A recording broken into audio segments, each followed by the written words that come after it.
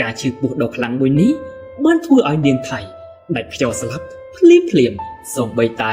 ទឹកដោពិសិដ្ឋក៏មិនអាចជួយសង្គ្រោះនាងបានដែរសេះរបស់ព្រះអង្គភ្ញាក់ផ្អើលរហូតដល់ស្ដេចមុនសាបានធ្លាក់ចូលជ្រោះហើយសល់ទីបង្គត់ទៅតាភ្នំក្រហមដែលថៃរក្សានៅទីនោះបានឃើញដូច្នេះក៏គិតថាជាពេលវេលាដ៏ត្រឹមត្រូវហើយដើម្បីបញ្ឈប់ការដាក់បណ្ដាសារបស់ឯខាំនគរវិមានសគ្រប់រដប់ដល់ពពកខ្មៅភ្លៀងនឹងព្យុះធ្លាក់ខ្លាំងពីពេញធ្វើឲ្យទីក្រុងមានការលិចលង់ជាខ្លាំងហើយនៅថ្ងៃដដែលនោះសត្រូវក៏មកឈ្លានពានផងដែរធ្វើឲ្យស្ដេចមុងសាត្រូវធ្វើដំណើរយ៉ាងលឿនដើម្បីទប់ទល់នឹងសត្រូវខាងលោកស្រីនាងថៃព្រះនាងមានផ្ទៃពោះចាប់ផ្ដើមឈឺពោះពេកចិត្តសម្រាដូច្នេះរាជវាំងមានភាពវឹកវរជាខ្លាំងគ្រូពេទ្យទីជវង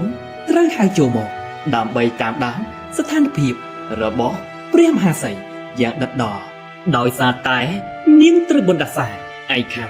ទើបឈឺពោះខ្លាំងខុសពីមនុស្សធម្មតាការឈឺពោះដ៏ខ្លាំងមួយនេះបានធ្វើឲ្យនាងថៃដាច់ខ្យល់ស្លាប់ភ្លាមសូម្បីតែទឹកដោពិសិដ្ឋក៏មិនអាចជួយសង្គ្រោះនាងបានដែរចំណែកខាងស្ដេចមុងសាដែលចេញទៅប្រយុទ្ធជាច្រើនថ្ងៃដើម្បីការពារនគរវិមានសនោះគាត់បានដឹងថាមានអ្វីមិនស្រួលហើយទើបគាត់មិនស្ទាក់ស្ទើរចិត្តឡើយក៏ប្រញាប់មករាជវាំងវិញប៉ុន្តែដោយសារតែការប្រញាប់ប្រញាប់មួយនេះព្រះអង្គមុងសានិងទាហានរបស់ព្រះអង្គបានជ្រើសរើសធ្វើដំណើរផ្លូវកាត់ដែលមានភ្នំជ្រោះក្នុងពេលនោះដែរក៏មានព្យុះបានបោកបក់តាមភ្នំខ្ពស់ដ៏គ្រោះថ្នាក់ហើយនៅតាមផ្លូវមានរន្ទះបាញ់សេះរបស់ព្រះអង្គភ្ញាក់ផ្អើលរហូតដល់ស្ដេចមុនសាបានធ្លាក់ចូលជ្រោះហើយសល់ទីបង្គត់ទៅចាប់តាំងពីថ្ងៃនោះមកនគរវិមានសក៏ត្រូវប្រឈមមុខនឹងបណ្ដាសារបស់ឯខាំរាល់ពេលដែលស្ដេចនិងមហាសីឡើងគ្រប់រាជនៅពេលមានបទនោះពួកគេក៏ជួបប្រទះនឹងព្រឹត្តិការណ៍ដែលធ្វើឲ្យពួកគេស្លាប់មុននឹងឃើញមុខកូនហើយគ្មានថ្នាំវីតាមីនណាអាចសង្គ្រោះជីវិតពួកគេបានឡើយពេលវេលាកាន់តែកន្លងទៅឯខាំក៏មានអាយុកាន់តែច្រើនលោកឯខាំបន្ទាប់ពីបាត់បង់ប្រពន្ធគាត់ក៏សោកសៅណាស់ក៏ទៅរស់នៅម្នាក់ឯងលើភ្នំរឿងតែមួយគត់ដែលធ្វើឲ្យគាត់ញញឹមគឺរងចាំដំណឹងអាក្រក់ពីរាជធានីវិមានសហើយវានៅតែបន្តរហូតដល់ពេលវេលាកន្លងផុតទៅ40ឆ្នាំនៅពេលនោះនគរវិមានសក៏ត្រូវបានគ្រប់គ្រងដោយស្ដេចឧត្តមរាជនិងនាងវិសាអ្នកទាំងពីរគឺជាស្ដេចដែលមានចិត្តសប្បុរសនិងស្រឡាញ់មនុស្សគ្រប់រូបអ្វីត្បិតតែស្ដេចទាំងពីរបានជួយមនុស្សគ្រប់គ្នាជួយឲ្យប្រទេសរីកចម្រើនសប្បុរសប្បាយក៏ដោយប៉ុន្តែពួកគេបានដឹងពីបណ្ដាសានៃនគរហើយមានការបារម្ភជាខ្លាំងណាស់ថាប្រសិនបើពួកគេមានកូនវានឹងមានព្រឹត្តិការណ៍មួយដែលនឹងត្រូវបែកបាក់ចេញពីកូនរបស់យើងដោយបុព្វបុរសយើងហើយនគរវិមានសក៏មិនអាចស្ងប់ស្ងាត់បានដែរពួកគេ